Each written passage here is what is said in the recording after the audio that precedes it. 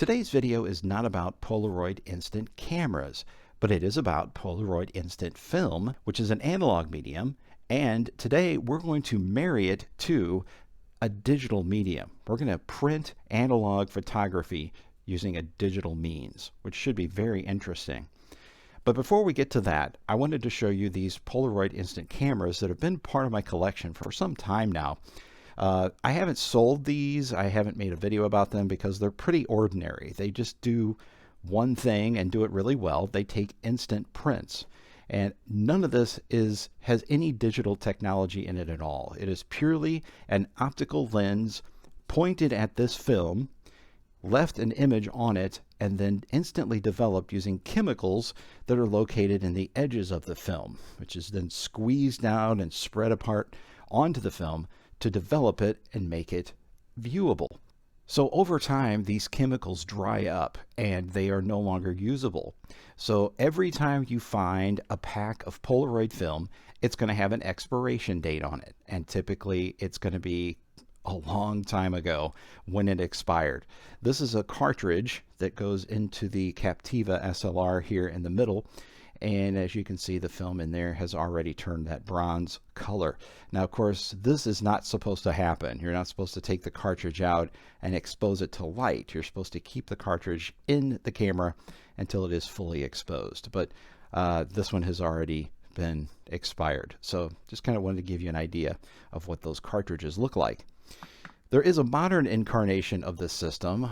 Fuji has a camera, and I think Kodak does as well, that allows you to take instant prints. I'm not going to spend a whole lot more time here looking at these cameras, even though they are fun to look at. Let's go ahead and get started with what we're going to see in the Polaroid Photomax web printer.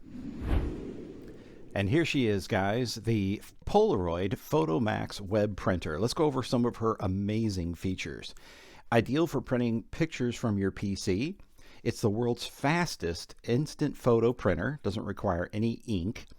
Prints real Polaroid Spectra instant photos, and you can grab any image from the internet and you can just click to print. It prints in 30 seconds.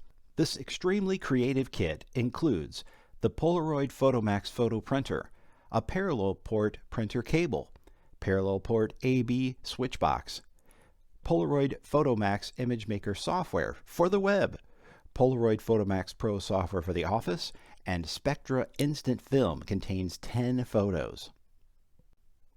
Your minimum system requirements are an IBM compatible PC, Microsoft Windows 95 or 98, an available parallel port, 16 megabytes of RAM, but 32 are recommended, 80 megabytes of available hard drive space, a color monitor, not a black and white one, CD-ROM drive, 16-bit display card, 24-bit is recommended, and a mouse.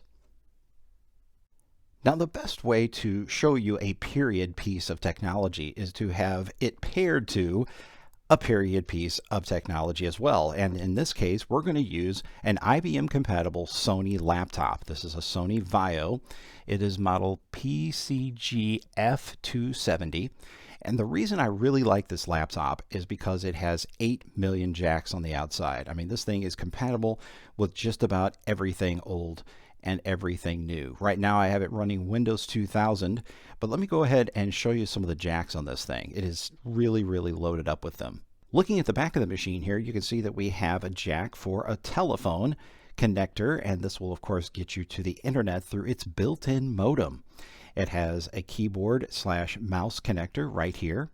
We have a serial port. We have that parallel port that we're going to need to use our printer, as well as a VGA port for video. We also have a USB port, just one USB port. Okay, very new technology when this came out back in 1999 and 2000. So we have an infrared port here. We have a mic input here, as well as a headphone jack. We have a FireWire port there. We have two PCM-CIA slots, PC card slots. Contained within the PC expansion slots are these two cards. On the left, we have a 3COM 10100 LAN card, so this will get you a connection to an Ethernet cable. And on the right here is a Wi-Fi adapter, and this will get you 802.11g Wi-Fi through an expansion card. And rounding out the technologies on this older laptop, what better way to get your software into your laptop than a floppy drive and a CD-ROM drive? And now the part you all have been waiting for, and that is the unboxing of this amazing printer. So here we go. Let's go open up the box and see what's inside. Look at this. Everything is still factory fresh. We've got a Polaroid registration card right there. We've got our quick start card, as you see here. Ooh, looky there. A brand new box of Polaroid Spectra instant film. Never before been opened. Let's see. When did it expire? Looks like it expires in January of 2002. That is the expiration date on that groovy film. Here is our software. Ooh, still in the shrink wrap.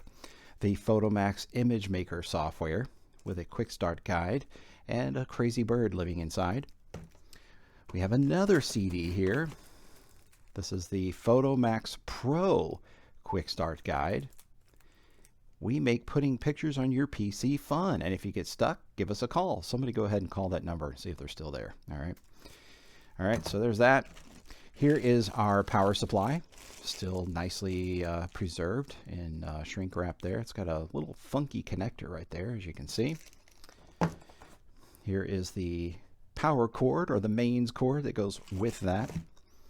What else we got in the back here? Oh wow, they weren't kidding. So this is a parallel port switch box, so that you didn't have to unhook your regular printer from your computer. You could have both printers connected at the same time. Wow, amazing. So with that, we're going to get two parallel port-ish, no, they're both parallel port, connecting cables. So one to go to the switch box and one to go to the actual printer that's inside this. So, and there's the other one. It's got some foamy things, actually foam wrapped around the cables themselves. So then we take that out. And here it is, the printer itself. Tightly packed in there. So there's the front. And yeah, it's got some dust on it there. And there's the back connector right there for the parallel port, as well as the power connector right there. And I would imagine that this is where we put our cartridge. Yep. Cartridge goes down in there, kind of like a little drawer system. Very nice. It's got a little label there, Polaroid photo printer. Some information there on the back. Looks like it uses both 5 volts and 12 volts. Not surprising for a computer product. And made in Japan, so you know the quality has got to be good. Connection wise, I've got my parallel cable connected to the back of the printer, as you see here, as well as the power connector. And then on the back of my Sony, I've also got the parallel port connector connected. I just can't believe how big and bulky these cables are compared to modern day USB equivalents. So, all right, now let's go ahead and load up the software. All right, now as I showed you earlier, we have two software options. We have the Photomax Image Maker software here, and then we have the Photomax Pro. I'm going to go ahead and start with the Photomax Pro and just see how far the installation we can get. Now again, my system is running Windows 2000. It requires Windows 95 and 98. So let's go ahead and insert that CD, and we'll find out if the software will in fact install on a Windows 2000 system. Hopefully it does, since it's so much better.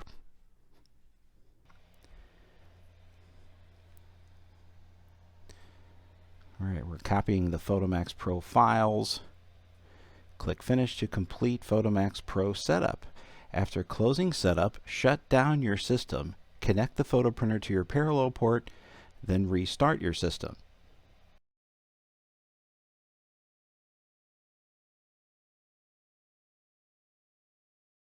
Now earlier we looked at the specifications for this software.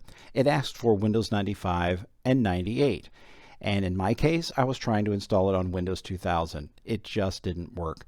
So now that I've got Windows 98 loaded on my laptop, I can install the Photomax 2.1 and the Photomax Pro software that were included in the package.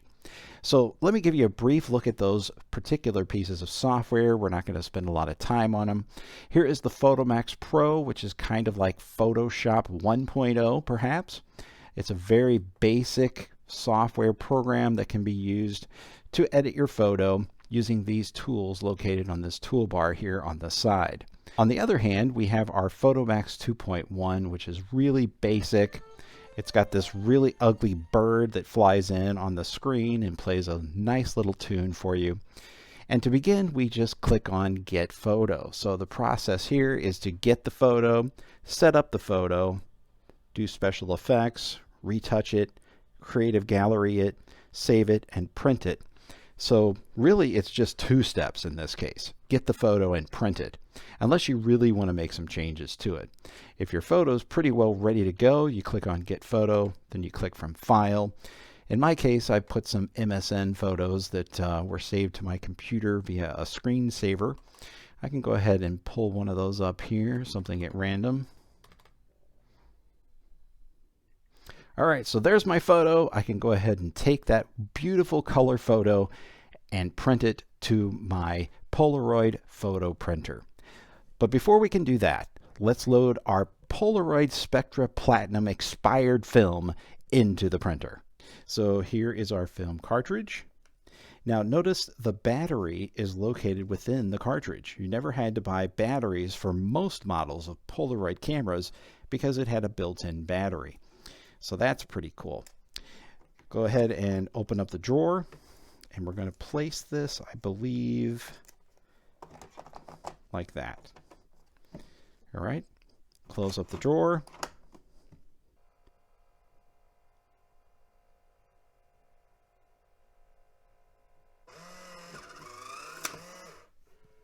All right, so just as I suspected and happened earlier in my pre-testing of another roll of film, the chemicals that are inside this particular deck of film has deteriorated over time, and it has dried out to the extent that it will not spread evenly over the entire portrait or the entire picture frame.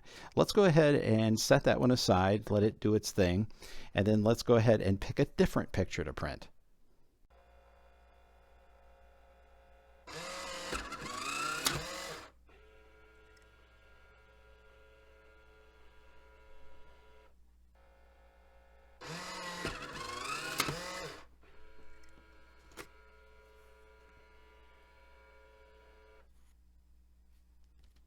Now, like me, you may be wondering what is under the hood of this printer. Well, I was a bit disappointed when I opened it up, but I'm going to show it to you anyway. You open it up, and that's what you see. So apparently it requires a lot more dismantling, which I don't want to do to mess up my lovely new Polaroid printer. Let's move on to the next part, and I've put together a montage of these photos that have been slightly but not completely printed for your viewing pleasure.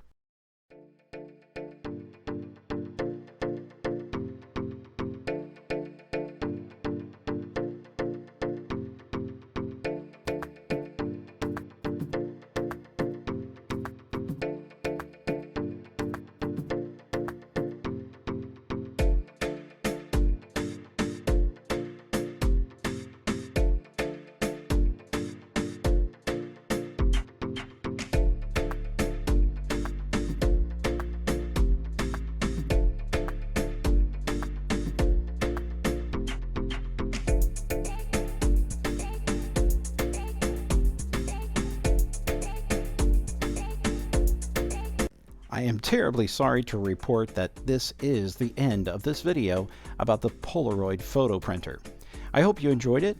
If you did, please share it with a friend, leave a comment, subscribe to the channel, click that like button, and do a dance right there where you are sitting or standing.